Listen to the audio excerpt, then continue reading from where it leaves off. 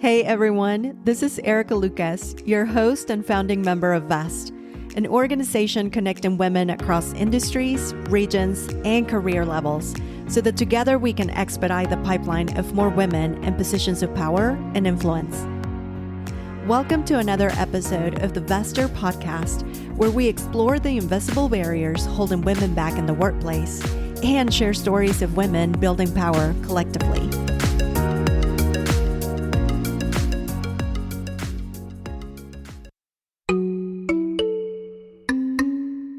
And I became that go-to parent. Now, did I tell anybody in my town that I was the lead dad? Hell no. I live in a town where caregiving is done by moms and paid caregivers. I was the undercover lead dad. Did I tell anybody at the New York Times that I was a lead dad? Hell no. Even though all of my editors were women, working moms at the New York Times. I was afraid that if I told them, I would be seen as insufficiently committed to my job. Did I tell any of my friends around town that I was a lead dad? Hell no. Why? What were men who's taken on this role? What were they called? They were called Mr. Mom. They were called a house husband. People said, "Oh, are you retired?" There's no good term for this. Stay-at-home anything is not a good term. Stay-at-home mom, stay-at-home dad. Nobody actually stays home. You're actually running a whole system. There are 25 million men in the United States who are lead dads. It could be lead dads. That's a third of all fathers. And it's being driven by men in their 20s and 30s. But men like me, in our 40s and 50s, COVID was that wake-up call. We can work differently and be more involved with our families, more involved with our spouses, and help with all of that invisible labor at home. But guess what? We can also be advocates for working moms and caregivers. In this episode, VEST member Claudia Naim Berg, co-founder and CEO of Keep Company, a group learning platform helping employers care for the caregivers on their teams, talks to Paul Sullivan, former New York Times financial columnist and founder of the Company of Dads, a platform supporting lead dads, men who are the go-to parents whether they're working full-time, part-time, or they're devoting all of their time to their families. Join us as we talk about how we as a society and as company leaders should embrace lead dads and how together we can counteract unhelpful gender norms both at work and at home. For our guests' full bios and show notes, go to www.vesther.co/podcast. If you enjoy the episode, share it with a friend and don't forget to leave us a review. This episode is brought to you by Vester Ventures, a peer network of professional women and investment fund for women-led companies in the care economy and future of work. To learn more, go to www.vesther.co. This episode was part of a more intimate coaching session with VEST members and has been repurposed to accommodate this episode. Tell us a little bit about the journey here. At Keep Company, we really try to approach these topics, I think, as like whole people. So feel free, like the interweaving of the personal and the professional is what we think the baseline should be. So with that assumption, what personally and professionally led you to start the Company of Dads? Great, thank you. So to give it away, it was COVID. But to sort of backtrack, I'll start by defining, the term lead dad that we use all the time. And a lead dad is the go-to parent, whether he works full-time, part-time, or devotes all of his time to his family. And then we say in many cases, he's there to support his wife or partner in whatever they're doing. We say in many cases because 18% of fathers in the United States are divorced, widowed, or otherwise single. And then the last thing we say is in every instance, a lead dad is there to be an ally to working moms and caregivers in general in the office. So I can weave the personal with the professional because that's really what this story is. It begins, as I say, my parents were horrendous at being married. And it turns out they were even worse at being divorced. So I grew up in a town called Ludlow, Massachusetts, which is exit 7 off the Mass Pike. I will give a fancy dinner to anyone who's ever stopped there. Many people go past it as quickly as they can. And I had 2 goals in my life. One was not to live in my hometown when I was older, and I accomplished that by going off to college and never returning. And the second was I wanted to write for the New York Times, which seemed absolutely ludicrous growing up in this depressed middle town in Western Massachusetts. But it worked out. In 2008, I became a columnist for the Times. The year before, I got married. And I'll give you a couple dates here that lead up to another key year before the pandemic. That's 2013. 2007, I was married. 2008, I become a columnist. 2009, our first daughter was born. 2010, my first book comes out, and people like it. They like it enough that they start paying me to give keynote talks. I don't even know that this industry exists before then. This is amazing. I seem to have an aptitude for it. I love every bit of it. 2012, our second daughter is born. I've already sold my second book. Life is, I could not even have imagined as a child growing up with divorced parents yelling at each other in Ludlow, Massachusetts, that this is where I would be. And in 2013, my wife, who's always worked in asset management, said, you know what? I think this is the time to start my own business. And I said, 100% you have to do it. My life, I'm more professionally accomplished than I ever imagined I would be. I want to support you. And she says, I'm going to tell you one thing though. You may be mad at me. And I'm like, why would I get mad at you? Well, I'm going to go tell my partner tomorrow the truth. I'm going to tell him that in 3 months, I'd like to leave and start my own firm. And we're going to put the clients first, like we've always talked about. And that's what I'm going to do. And I said, you're right. Whatever you do, don't tell him that. And she says, no, this is what I believe. I'm going to tell him that. I don't know if anybody here has worked in financial services, but the minute she went to tell her partner, a man, that she was going to do this, he fired her immediately. And then the attorneys called, and then she came home and she said, what are we going to do? And I said, well, Laura, I'm sure growing up as a little girl in Atlanta, you dreamt of one day marrying a New York Times columnist, but guess what? The person who works in asset management earns a lot more money. So I think you start the business today. And she said, well, what are we going to do about the kids? And that's when I said, I'll become the lead dad. And she said, what does that mean? And I said, Laura, is it really a time to panic? This is a bit of a crisis we're in. And what it meant was I could step into this role that I sort of created. I'd heard somebody use the term years ago, but I really embraced it. And I became that go-to parent. Now, did I tell anybody in my town that I was the lead dad? Hell no. I live in a town where caregiving is done by moms and paid caregivers. I was the undercover lead dad. Did I tell anybody at the New York Times that I was a lead dad? Hell no. Even though all of my editors were women, working moms at the New York Times. I was afraid that if I told them, I would be seen as insufficiently committed to my job. Did I tell any of my friends around town that I was a lead dad? Hell no. Why? What were men who's taken on this role? What were they called? They were called Mr. Mom. They were called a house husband. People said, oh, are you retired? There's no good term for this. A stay-at-home anything is not a good term. Stay-at-home mom, stay-at-home dad. Nobody actually stays home. You're actually running a whole system. And so I did this as an undercover lead dad, and I had lots of funny stories about it, including one time interviewing a White House cabinet official in front of my daughter's ballet studio and having to hang up on her so I could take a call from the pediatrician, and not feeling like I could tell her that, even though she had kids, that I could tell her pre-pandemic that I had to take this call from the pediatrician. So what happens? We get to 2020, we get to the pandemic, and I realized that being a lead dad and a New York Times columnist is not tenable. I'm as busy as I can possibly be at the Times. My wife is as busy as she can possibly be with her asset management firm. She's got 5 or 6 employees now. She's worried that this is going to be 2008. She may have to fire people. And my kids, as happened with so many other people, are sitting in my living room. I now have 3 daughters, and I was like, I don't know how to do it. And so what did I do? I went online thinking that because the Google is the source of all knowledge in our world, the Google would solve my problem for me. The Google did not solve my problem. The Google showed me that there's tons of stuff for moms, all the stuff for parents, really for moms. And the only things for dads were dads in some form of distress, horrendous divorce, drinking problem, formerly incarcerated. Super important, but not what I needed. And so I did what any journalist would do. And I said, how many lead dads are there in the United States? And that was the moment where I said, I think there's something here.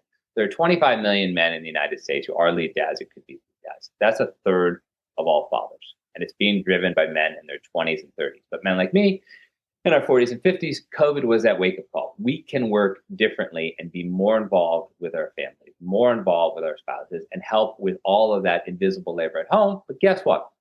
We can also be advocates for working moms and caregivers in the office. And so to speed the story up, I don't want to have everything be my background story, but I then thought, how will I know if this is real? And I said, I cannot ask men because men will lie to me.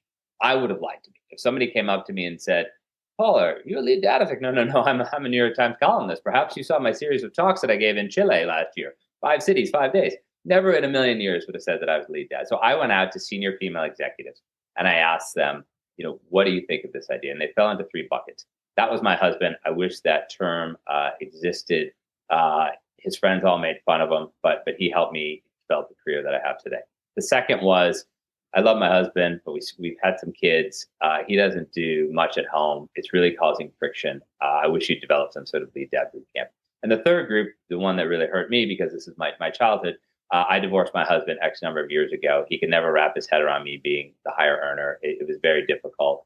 But I wish you well so that other people don't have to go through this. And that was the combination of all of that. And I have 3 daughters. My wife has been very successful on Wall Street, a male-dominated world. I said, I have to do something. I have this platform. So I left the Times at the end of 21, started the Company of Dads at the beginning of 22, and we do 3 things: media, community, and workplace education.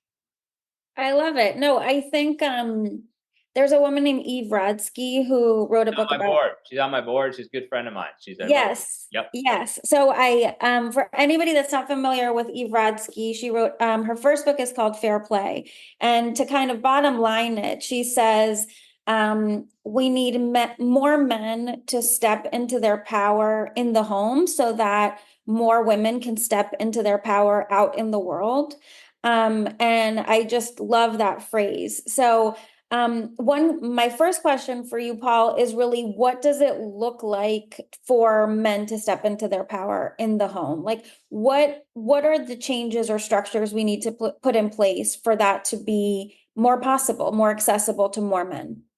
So in some ways, and I love Eve, not only is there the book Fair Play, but she has a whole system of cards, and many of you may know about this, and these cards help you have very difficult conversations. In some ways, I think it is easier. It's important for men to step into their power, as you're saying, in the home, but also for them to be allies for working moms in the office. And I think in some ways it's easier to do it in the home. Why? Because the home is a private space. Eve uses cards. We use something a little even lower tech. We call it the paper test. And it's simply, we ask, if it's a husband and wife pair, we ask the husband to write down a piece of paper, all the stuff that he thinks he does in the home and all the stuff that he thinks his wife does in the home, and then vice versa. And we ask him to have a conversation. We guarantee 100% that those lists will never match up. And the reason we do that is, as a child of divorced parents, I know that resentment doesn't spring fully formed overnight. Resentment builds up. It's, if any of us have, and look under our couch when we go home tonight, if we're not at home, chances are there's dust under there. That dust doesn't get there one day. It's an accretion. And that's what resentment is. And that's what causes problems. No working mom on day one has taken on 20 or 25 extra tasks that her husband is not doing. It has happened one by one by one, and there's not been a conversation. We add stuff to ourselves. We add some. Eve uses a great phrase, mental load. We add stuff and we take on this mental load. At home, it starts with that simple conversation and to sort of, nobody giving people ownership, giving ownership of this aspect. Where I do more of my work is with companies, because in the office, there's research, pre-pandemic, that men who put their hands up, this is coming out of Boston College, men who put their hands up to be what we call lead dads, but anybody else who calls it a fully involved father, were penalized at work. They were seen as insufficiently committed to their job. Now, every working mom on this call is going to say, hey, buddy, haven't you ever heard of the motherhood penalty? And of course I have, but 2 things can be true at the same time. Companies have a very gendered view of who is going to do what in the workplace, and a very gendered view of who should be promoted, who should be paid more. And it's not true anymore. And it hasn't been true for a long time. But the one thing that COVID did is it accelerated all these trends that were already happening. So we really push for men to be lead dads at work, not just for themselves. Great, good for them. But it's great for all those working moms because they have an ally. It's also great for all those hiring managers because they could say, wait a second, I've got lead dads, I've got working moms, I've got caregivers. We can make small changes that have a big impact. Now, this question may come later on, but we can see like a company like Deloitte just stepped forward this year, at least yesterday in the UK, and they announced that all their dads are going to get 6 months of parental leave. And they did that, and they said it straight out. They said that not because we want to be a great company and give dads time to bond with their children. That's an ancillary benefit. They said it because they want to be able to promote more female partners, and they want to be able to identify the best partners. And the way you do that is, something as simple as forcing people to take equal parental leave. Because I have 3 kids. My wife had taken 20 weeks for each child. and I had taken 1 week for each child, there's a 57-week delta. That's happening at giant companies. And therefore, people are getting promoted maybe just because they're there and they may not be the best person there. So there's a huge economic benefit to embracing lead dads as allies to working moms, both in the home, so everybody gets stuff done, but really in the office so that we can create these equitable, resilient companies for the future. Yeah, absolutely. So, the stat that we often come back to is up to 73% of the workforce is taking care of somebody at home, right? So when we talk about company policies, oftentimes they're focused on not just moms, but new moms. And so what we see is a lot of the benefits, and of course, we haven't done even nearly enough there. In the US, there is not paid leave, on and on, but understanding that, often what that leaves out is moms of elementary age kids, moms of teenagers, dads of teenagers, dads of adult children that have some sort of caregiving responsibility, sandwich generation folks caring for parents, right? So really yes, people with disabilities, there are so many types of caregiving.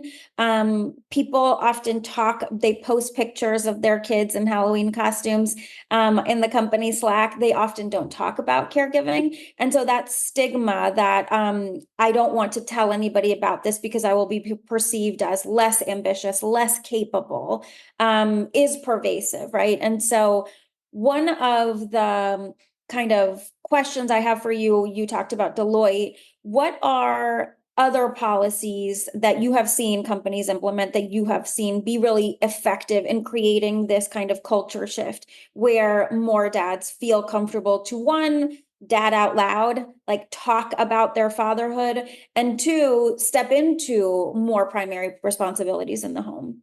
It's a great question. So a couple things, and you know, I'll talk about three different policies that we talk about a lot, that all fit under our rubric of small changes that have a big impact, and they all come back to one thing, and that one thing is honesty. The ability to be honest with your responsibilities, and therefore to be both a better parent or caregiver or a better worker. So the first one we talk about is care days, and a care day is not a sick day, it's not a vacation day, it's not a personal day, not a bereavement day. It is a day when there is a care emergency. And we've talked to companies about implementing this. Give people 5 care days, give people 10 care days. And what does it allow you to do? It allows you to be honest and transparent when you have a care emergency. When I first proposed this, I got this very heartfelt LinkedIn message from this woman who remembered her mom calling in sick whenever she was sick.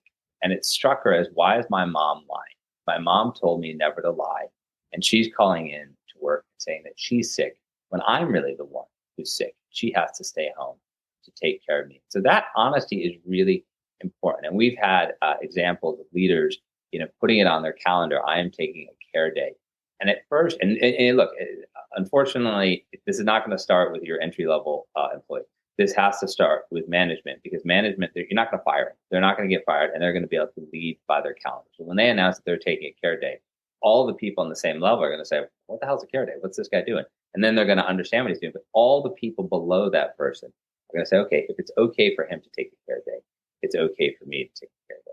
The second thing we talk about are care shifts. And care shifts could be for a parent, any caregiver. And essentially the idea is you agree to a dedicated number of hours each day in which you're going to work synchronously. So say you're going to work 9 to 3:30 or 9 to 4. It doesn't mean those are the only hours you're going to work each day. It means those are the hours that you're going to work synchronously. And that gives you time, school pickup, something, maybe if you have elder care, an adult in elder daycare, you can go pick up.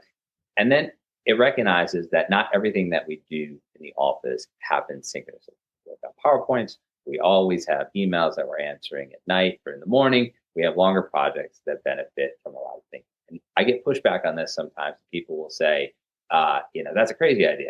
Who's doing that? The Sierra Club? And I was like, I don't know. I don't know what the Sierra Club is doing. They've never talked to me, but I can tell you who is doing it. And that's a company called Dimensional Fund Advisors. And they'll say, Dimensional Fund Advisors, what's that? And I said, well, have you ever heard of the University of Chicago? And they said, yes. I said, well, the name of the business school is the Booth School of Business. And David Booth is the founder of Dimensional Fund Advisors, and his name is on the business school at Chicago. And I say, oh, and I said, let me just tell you, you don't get your name on the business school of the University of Chicago by attending every alumni reunion. You get your name on the business school of the University of Chicago by, in his case, donating $300 million. So David Booth is running the most for-profit company you can imagine. And he instituted care shifts at DFA because he wanted to retain workers. He wanted to allow them to be productive, but he also wanted to acknowledge that it's easier to focus in a certain time when you don't have all these care things swirling around you, knowing that you have time to do those later on. And then the third thing we talk about are care confabs. And what is a care confab? It's no more than having parenting groups that really call men in. Because I don't know if a show of hands probably won't be very important, but I love the Barbie movie. I'm not sure how many people here have seen the Barbie movie. I went to see the Barbie movie. My daughters, this will come as no shock to you, dressed me up as Ken, not the cool Ken, one of the other nerdy Ken, but that's a different story. And when you watch the Barbie movie, there's a point in there where all the men, they've discovered the term patriarchy and they're going crazy and Ken is leading them and they're all in the Mojo Dojo Casa house, except for Alan. Like Alan is the nerdy guy who the Barbies don't really like and the Kens don't really like. Well, when you have a parenting ERG now and 100 people show up, 97 are going to be working moms who have lots of things to talk about. The other 3 are going to be the Allens. Those Allens are the 3 guys who least need to be there.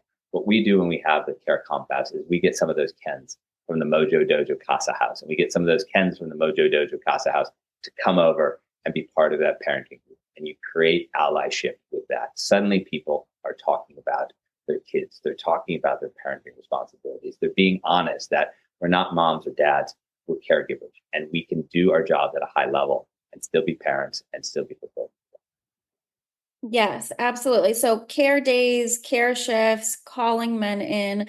I think that a lot of what we see, we work exclusively with employers and very much resonate with a lot of what you're sharing. And one of the things that that we see is that when leadership parents out loud talks about themselves as a whole person, it creates this implicit permission to do that too, right? So if I can take the time and space and I am an executive, then this creates kind of an implicit permission. And I would say this is an invitation to everybody on this in this conversation. You have more power than you think you do in shifting the culture of your organization, and more people are watching than you think, right? To when you parent out loud in lots of different ways. So one. That next question, that's a great point. I just want to add one thing because people are parenting out loud, whether they think they are or not. And so we want really people to parent out loud in an intentional, positive way. A lot of guys, a lot of managers will be out there saying, oh yeah, you're taking that time off. I remember when I was your age, I worked all the time. Do you have any idea how much I missed? I missed a lot. That's parenting out loud, but in a negative way. My wife remembers when she was a junior associate in asset management, one of her senior managers, a woman, was sort of bragging that she was going into labor on her BlackBerry, still working. That's a way of parenting out loud, but in a negative way. We want people to see, post-pandemic, that it is important to be parents, because the more focused you are at work, the happier you are at work, the least likely you are to leave. Like at the end of the day, we talk of all these policies as retention tools. That's what they are. These are things to save companies money, but they're retention tools. And being intentional, how you're parenting out loud is really at the crux of a lot of this. Absolutely. And what we find often is that they're skills, right? These are skills. We need managers to have the skill, for example, of self-awareness, to think about how they are communicating implicitly or explicitly, to your point, how they, and therefore the company feels about you talking about your family or your big job at home in addition to your big job at work. What do you recommend on that front? And are there any companies that you see doing a good job in terms of manager training, in terms of upskilling managers to be kind of advocates for building more effective cultures where people can stay and have different seasons of family too? Yeah, so 2 companies that come to mind with 2 very different approaches.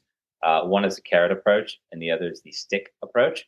And they're doing it to sort of achieve similar ends. The stick approach, a company called Bailey Gifford, which is an asset management firm based in Edinburgh, but it's a global gigantic asset management firm. they require that moms and dads take equal leave. And they really require it to the point where if you're caught, cheating and going back into the system, you'll be locked out. And this is not like, oh, geez, what's Claudia's cell phone number? I want to send her a funny text of me and my child. This is, okay, I'm logging in and I'm going on these meetings and I'm trying to figure stuff out while I'm supposed to be on these. Who does this?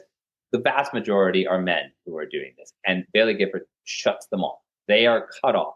And again, they are doing this not because they want them to bond with their children. They are doing this because they want to create an equitable workforce. And they know that the world is changing. And like the great asset managers of today may not be the great asset managers of tomorrow. And these are people who are managing, pensions for the state of Oklahoma. We have someone on from Oklahoma they're managing teacher pensions. They're managing firefighter pensions. This is important stuff. And they want to make sure that they make the best choices in selecting the people to be their future leaders, not just selecting the people who are there. So they use that stick approach.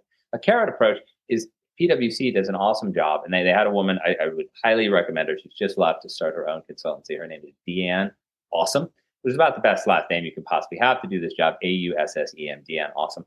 And she created a wellness program at PwC way before the pandemic. This is like 11, 12 years old. And what Deanne did is she looked to get the most inclusive program she could. It was parents, it was caregivers, it was disabled people, it was non-binary people. She cast this big tent and made PwC a place that you want it to work. And it's so important when you think of something like consulting or professional services, because these are companies, or I know you work a lot with law firms, Claudia. I mean, these are companies where people can literally get up and leave and get the same job next door with more money and more benefits. And so, this is not a group where they're all making, cyber trucks or something like that. I mean, maybe, if you can't go across the street and make your own cyber truck. They are knowledge workers. They're super smart, and they can literally, I don't like what PwC is doing. I'm going to go to Deloitte or I'm going to go to Bain and I'm going to do the same job in a different environment. So they were so smart to take this carrot approach starting, 11, 12 years ago to really get workers involved and to really, particularly around parenting, to make both the birthing and the non-birthing parent feel like they were given time off to be parents, to sort of ease into this role. And at the same time, because you mentioned this earlier on, Claudia, it's not like, you could give somebody a year off for parental leave, but it's not on the 366th day, parenting somehow becomes easier. I mean, my kids are 7, 12, and 15. And my wife and I sometimes joke that we wish we could go back to those sleepless nights of changing diapers at 2 a.m. I mean, the child can't move, nothing can happen. And so I think companies need to say okay, this is a parenting, journey. How can we support people on this parenting journey? And when they think in those terms, that's when a lot of those policies will be wildly applicable to caregivers in general, because you have a loved one with cancer, you have a loved one who's injured. That could come at any point in your career. Let's talk about community. So let's talk about the loneliness epidemic. Let's talk about the Surgeon General's latest advisory on parental mental health. This is something I'm really passionate about and something that brought kind of Erica and I together. And this Zoom is a testament to it, right? Talk a little bit about the role you see community and deepening relationships among dads playing in creating this change. Yeah, I'll talk about it in two formats. And after reading that Surgeon General's report, it was like a 1-2 punch. First loneliness, then parenting. And I thought to myself, should I just take up smoking? Would that be better for me? I don't know. I've somehow avoided smoking, and I thought that would be the right thing. But parenting, who knew it was hazardous to my health? Well, the data said, so just for context, so for anybody that didn't see it, the Surgeon General, Vivek Murthy's office has been issuing several advisories. One that was issued was about the loneliness epidemic, the amount of adults in the US that report ongoing chronic loneliness. And the stat in there was that acute ongoing chronic loneliness is as bad for your physical health as 15 cigarettes a day, something crazy like that. And so the outcomes are pretty dramatic and pretty pervasive. And then the most recent advisory was essentially we have a mental health crisis amongst parents and the stress that they're under. And so it outlined some recommendations around that. And that was issued about 2 weeks ago. So just for anybody that isn't like, nerds like us watching the Surgeon General's office press wire every day.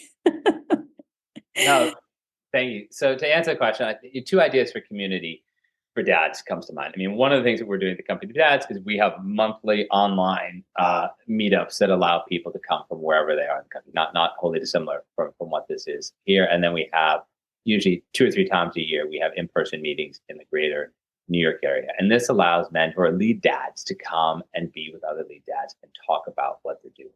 And I always remember this story, Claudia, from when the final column ran in the New York Times. I talked about why I was leaving, what I was going to go do. And this good friend of mine, his wife is a super senior partner at a big prestigious law firm in New York City. And he is the lead dad. And he came up to me and he said, I love what you're doing, Paul. And he works in real estate. He has a full-time job as well. I love what you're doing. I'd like to be a part of this, but can I do it anonymously? And I said, I'm sorry, maybe you saw a draft proposal of the community. We got rid of the throwing puppies as far as you could into the stream. We thought that was really bad for our brand. It's just come together and join it. And he looked at me like stone faced, not laughing at all, say like, no. I don't want the people I work with to know that I'm doing this. And so what kind of world do we live in when putting your hand up as a lead dad is somehow something to be embarrassed of? And so one of the things we do with these community meetings is really draw men in and allow them to talk. And we've really led with a lot of our board members when it comes to men. We've tried to show men who have these thriving, wonderful careers who are lead dads and are also, masculine. One of our board members played for the Philadelphia Eagles and won a Super Bowl against the Patriots. He sacked some guy named Tom Brady. I don't know who that guy is. I don't pay attention to guys with great hair. And so he's a lead dad, but he's a very masculine lead dad. The other side of this is, one of your first questions, Claudia, was talking about equalizing things in the home. And this is always, when I get a question like this, I try to use it as a shout out to moms to be allies to dads. And, we jokingly say there is no lonelier, scarier, awkward place in America for a lead dad than the playground. You show up at a playground with a young kid and it's filled with moms and caregivers. Nobody talks to you. Nobody invites you over. If they do, it's rare. And they're not looking at you as what you are. What you are is a parent. What you are is a parent who's there to give your child some exercise, some socialization, perhaps a play date.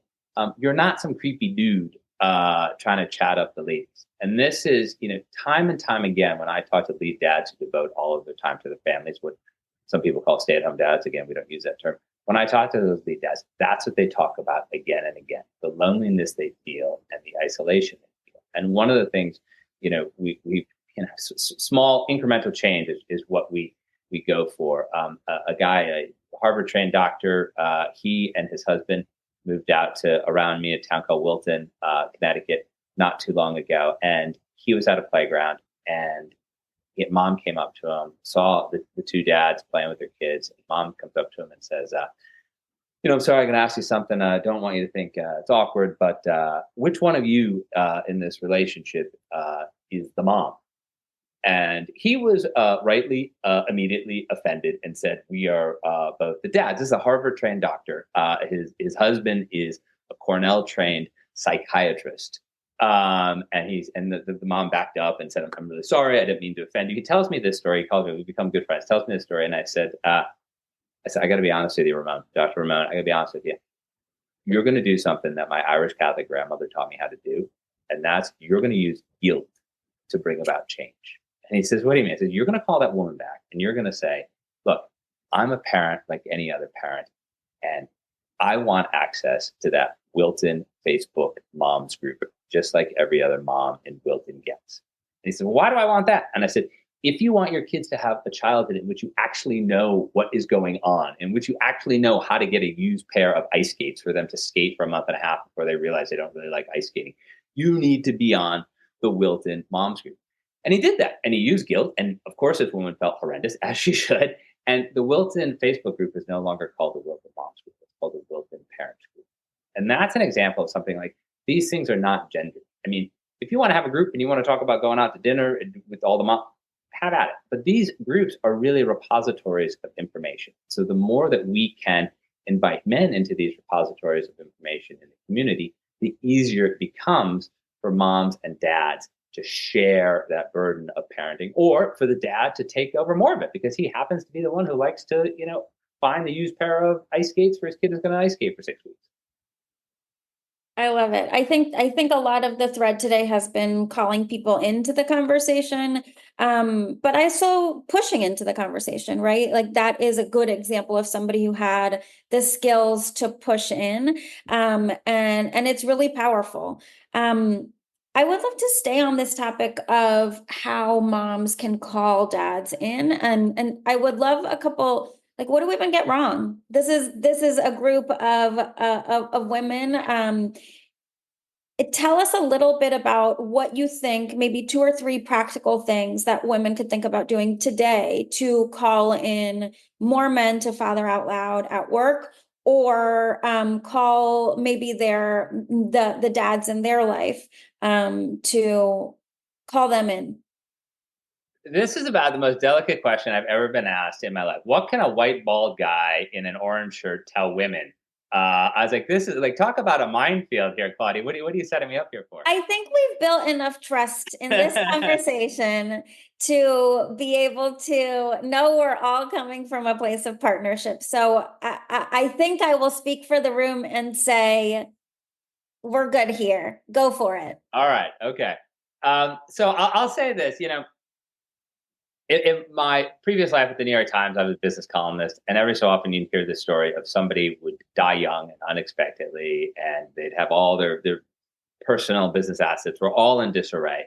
And whenever you'd write a story like that, you get all these calls and emails, and people suddenly would say, holy cow, I've got to write an estate plan, I got to write a will, I got to get all this stuff. And it took that moment of crisis for them to sort of act on it. So one of the things I use that analogy to say, if you were a senior female leader and when you had your children, if you remember feeling alone, if you remember your husband feeling like he had to go back to work immediately, even if he didn't really want to do that, use your power, use your position to encourage both moms and dads to take the time off, and not just say, hey, why don't you go take parental leave as well? Put a policy in place that gives them the guardrails so that you can have that off ramp. You can have that time, however many weeks you get, whatever it is, something better than nothing. You can have that time off, and then you can have the on ramp to come back. And that person, figure if she's a woman, really needs to work with the other managers. This is not about hiring a company to create the world's greatest HR plan. This is about bringing in people like you and me, Claudia, to sort of help companies message these things. The second thing, and I've been a beneficiary of this, it only takes 1 or 2 moms on the playground to sort of reach out to those dads. Now, to be completely fair, who are the moms that historically have reached out to me when I was an undercover lead dad and helped plan? They're mostly working moms. They're working moms because they're trying to juggle all this stuff too. But it's, you want moms to be, your ally out there. And I think, the third thing, I think when it comes to things in the home, don't ever let frustration build up. When we talk about paper test, or if you have Eve's, cards, do that in a time, not an extremist time. Do it in a quiet time. And I always say, do it on a Saturday, do it on a Sunday. Do it when your kids are doing their homework or something, and get an hour, have a cup of tea, or if you like wine, have a glass of wine, and have that conversation, because nothing is ever solved when people are yelling at each other because somebody has forgotten to pick up dinner, or somebody has left a child at an activity. That is not the time to have that conversation. So if you want to call your partner and you want to call your husband, do it on a Saturday or Sunday afternoon and really start that conversation. Say, what do you think you do? Here's what I think that you do. Here's what I do. What do you think I do? And that really moves things on. Because again, I come at this from a very personal point of view, not just as the husband of a very successful woman in finance, not just as the dad of 3 daughters, but as the only child of divorced parents. And I would like to make all 3 of those things better. I like people, to find a way to come together and not get divorced. I would like my 3 daughters to be able to, become lead moms or lead dad, or marry a lead dad, or not get married, to do whatever they want, not feel that just because they're women that they have to take on these non-gendered parenting responsibilities. And of course, I want my wife to continue to have success in her career.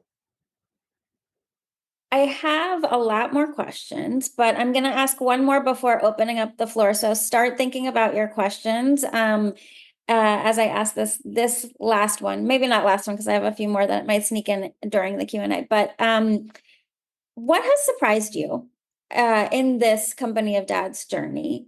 Certainly you started on a mission, you are still on that mission, but as we all know, we are always evolving in our family lives and our professional lives. So is there anything that has surprised you or that you didn't expect as you started this journey that as you look at what you've achieved over the last couple of years?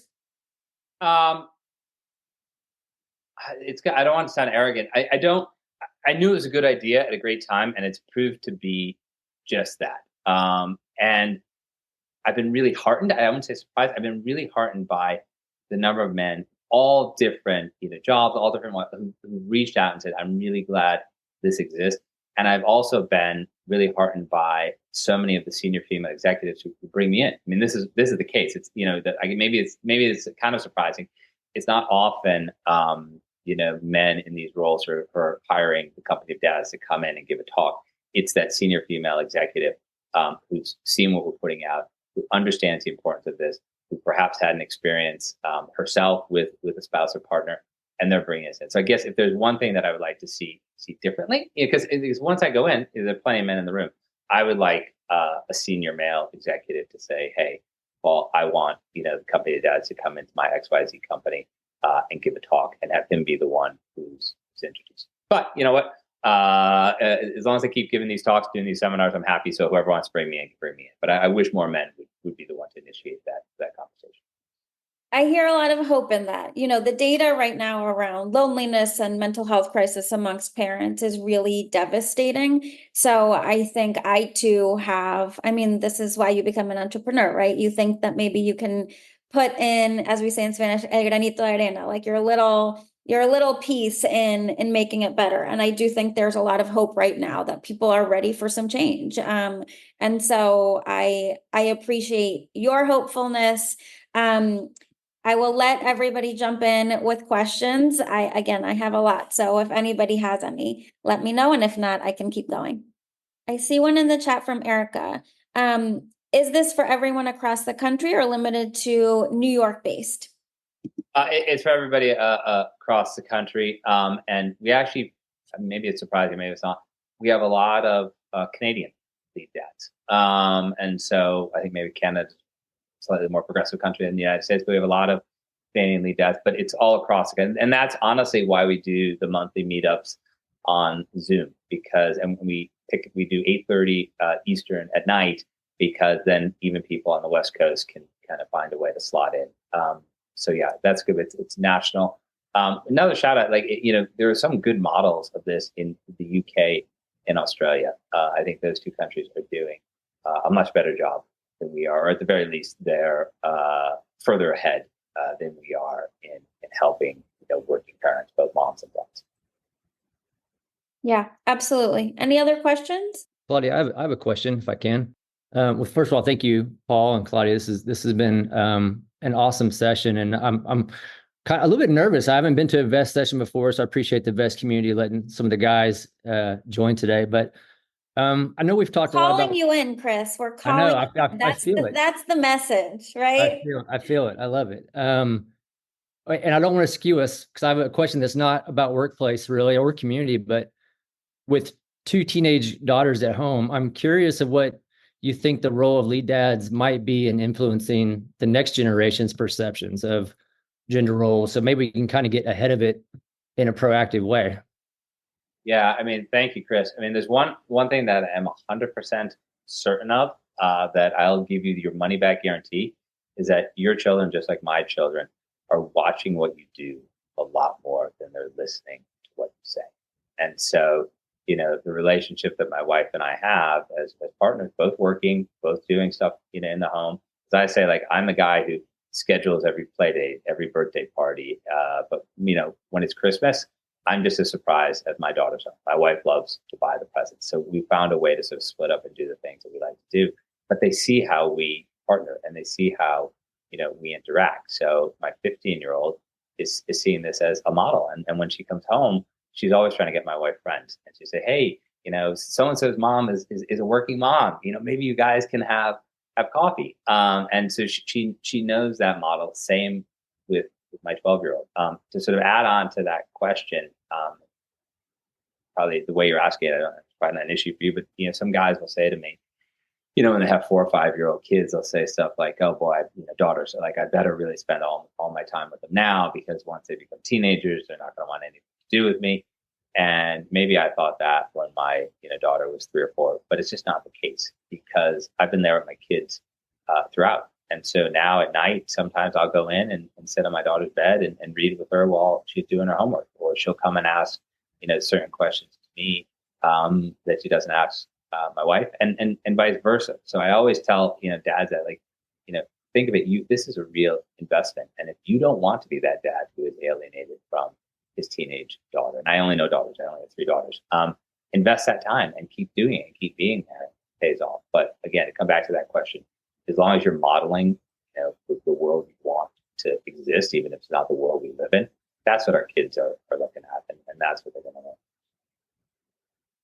Yeah, I appreciate that so much. I think I feel so strongly about normalizing many seasons of care throughout a career, many different seasons where family will pull hard. I think parents of teenagers right now need a lot of support. It is a very tough job. There's a lot of unprecedented challenges.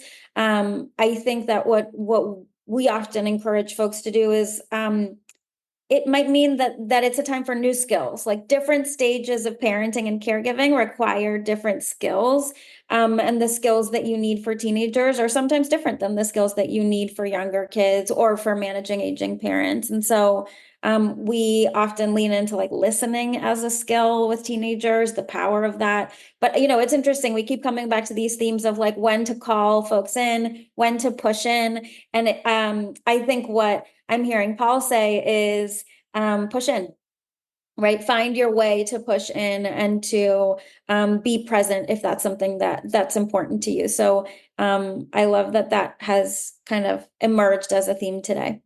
Yeah, and I'd also add, Claudia, one thing, like if somebody were to put on their calendar, going to Sally's soccer game or going to Billy's middle school graduation, nobody would bat an eye. But those are what we call event dads. We want people to be lead dads. And so what I want to see people do is put on their calendar, having ice cream with teenage daughter and block out 2 hours and knowing that you'll be back. So I would love to get away with the OOO, the out of office, like as comfortable as you are, being honest. Like there's sometimes with my teenage daughter, the issues you have, I need to just go and get an ice cream with her. I need to go and walk in town with her for 45 minutes, and then I get back to work. And that's, every parent has that happening. And the more honest we can be about it, the more we can support each other in the community and in the jobs.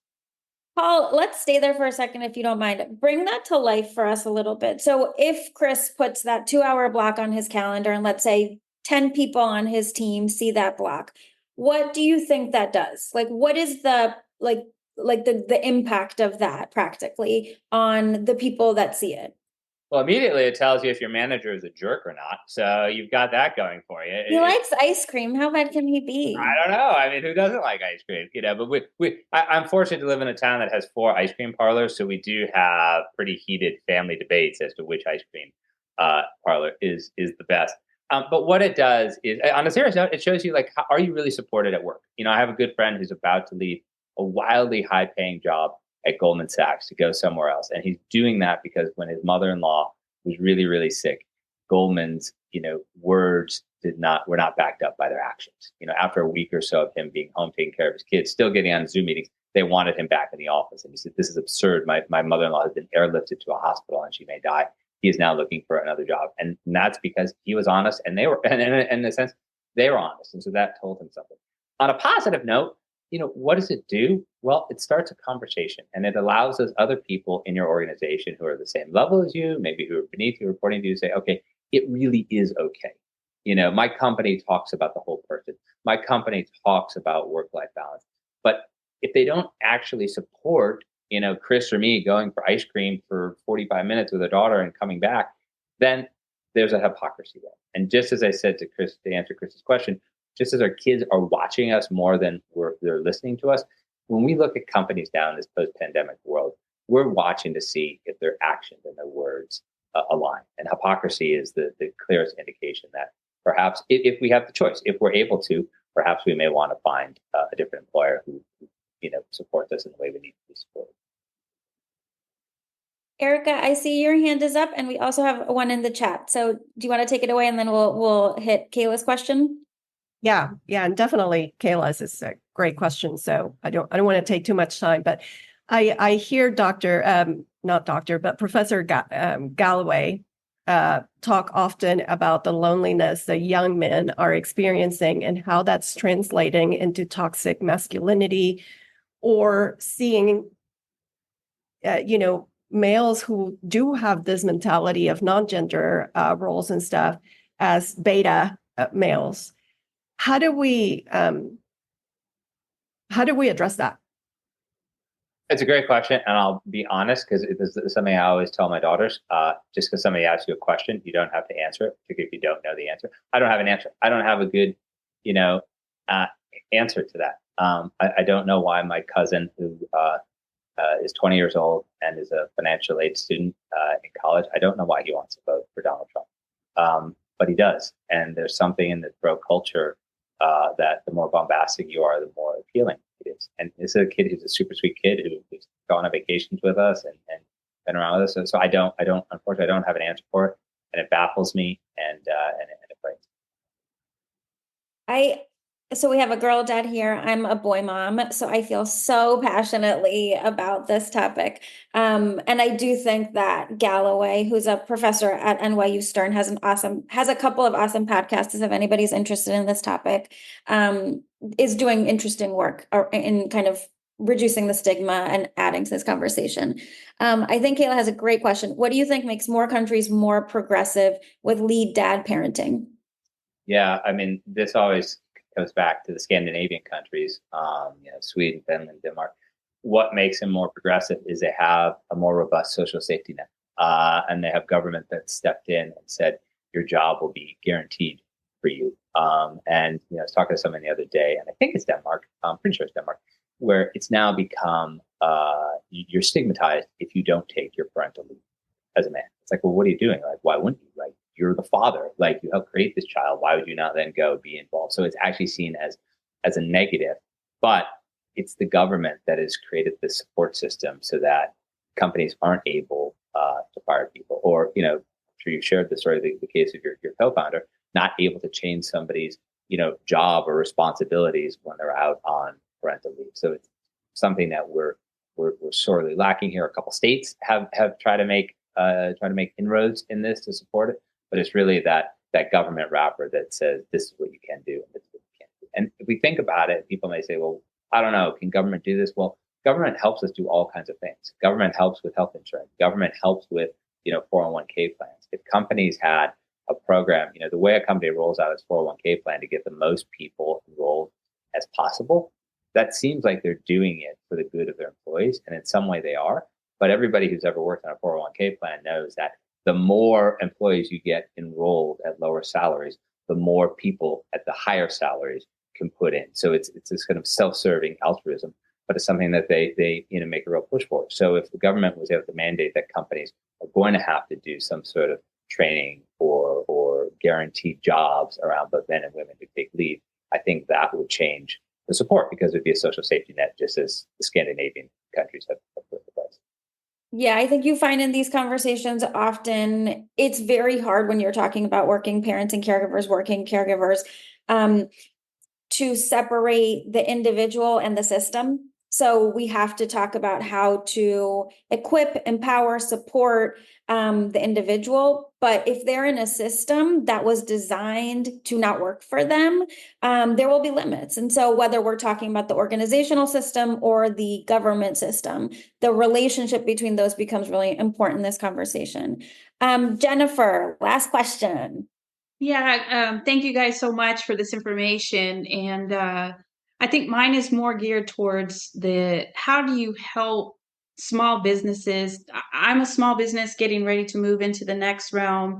And a lot of my clients that I help with the back office support within the human resource policy procedure, things like that, this is a great thing. And when you try to talk to those organizations and say, hey, let's build this, the first thing that I get is pushback is, oh, I can't afford, like, give the 5 care days, right? Okay, that's just more cost out of my pocket. It's not billable expense.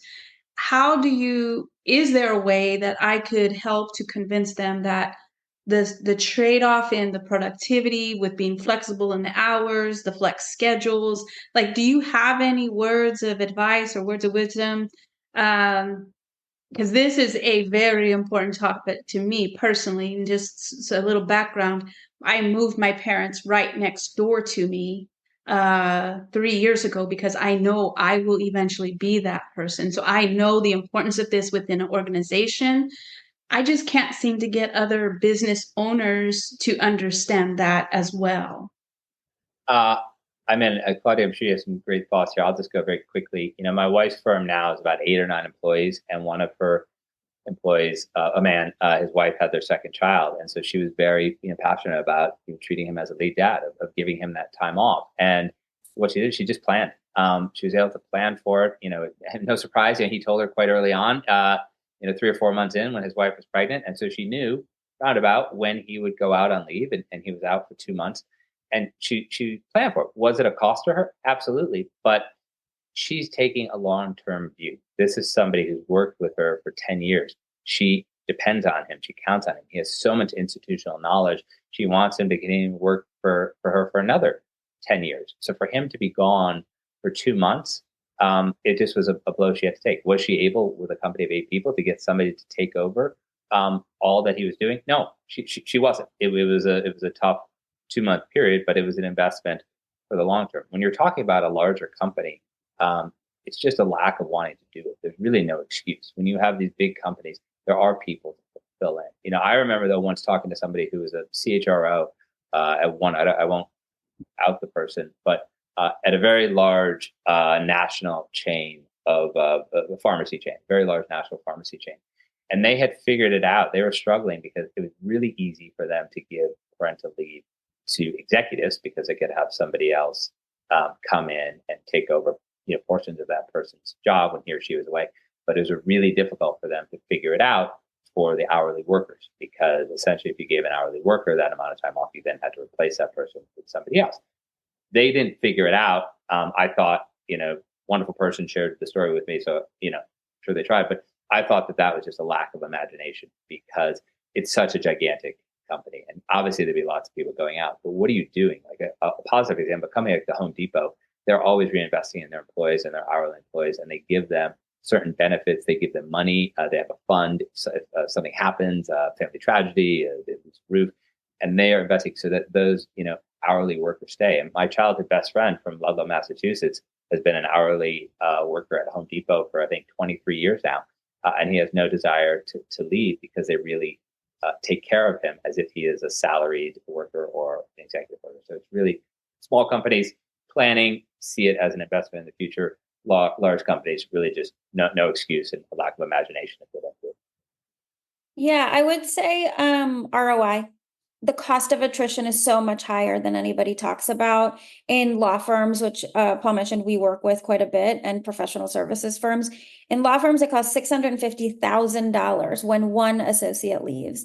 And so doing some of that rigorous work about cost of attrition is valuable. I put in the chat a care calculator that we have on our website that can be helpful, because I think my second point is it's so many more people than anyone thinks, right? This is not niche. This is the majority of your team. And so, yes, I'm sure that Paul has awesome resources on his website. So there's so much education that you can do to empower people to be better advocates for this. And then the last thing I'll say is it's very convenient for this to be a binary decision, and it's not. So it's very convenient to say either we do this or we don't do this. The reality is there is a lot in the in-between. Okay, so if cost is not a lever that you can pull, what are the other levers in terms of awareness, education, leadership from the top, all of the awesome recommendations that Paul gave us today? So I think my challenge would be, it's not binary. This is no longer a yes or no question. This is how. How are you going to figure it out? If you enjoyed this episode, share it with a friend, and don't forget to leave us a review. And if you're ready to take your career to the next level, apply to join our community of professional women, all eager to help you get there and stay there. Go to www.besther.co and apply today.